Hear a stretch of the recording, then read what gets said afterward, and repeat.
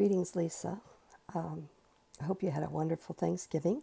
I would like to comment on your post regarding values and the ethics of personal values in the counseling session. Appreciated your post, and I agree with most everything that you had to say.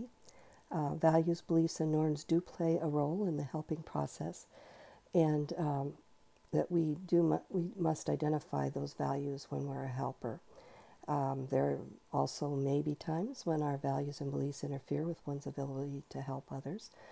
And so I agree with everything that you have said in your post. Knowing our core values will determine how successful we can be as a people helper, and self-awareness is one of the best ways for us to be sure that we aren't imposing our values on a client while being aware of what those values are. Parsons and Dickinson say in their book, Ethical Practices in Human Services, on page 33, that the ethical and effective helper, while recognizing the influence of his or her values, continues to strive to assist the client in finding the direction that is most congruent with the client's own values, needs, and goals.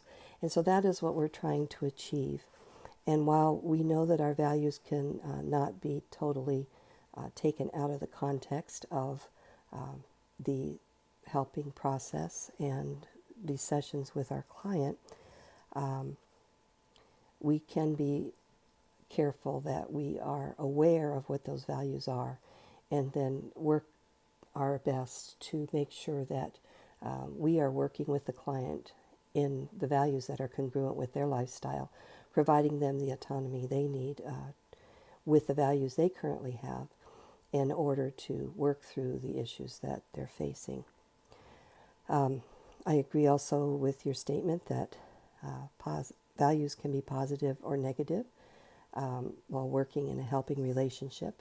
And it is true that I'm sure that many of us as Christian counselors are going to rub up against a lot of people who have different ethical values than we do, because most of our values are based on Scripture, and in our day and age, that isn't something that most people tend to want to connect with or identify with. So we do need to be careful how we allow those values to affect the counsel that we give. It doesn't mean that we keep it totally out of the counseling session. We still can do that, but we have to be careful that we don't impose those values on the client. And so I agree with what you've said, and I appreciate your post, and I trust that that you will continue to have a great educational experience at Regent with your current program. And thank you for the post that you wrote, and hope that you have a wonderful rest of your week. Bye.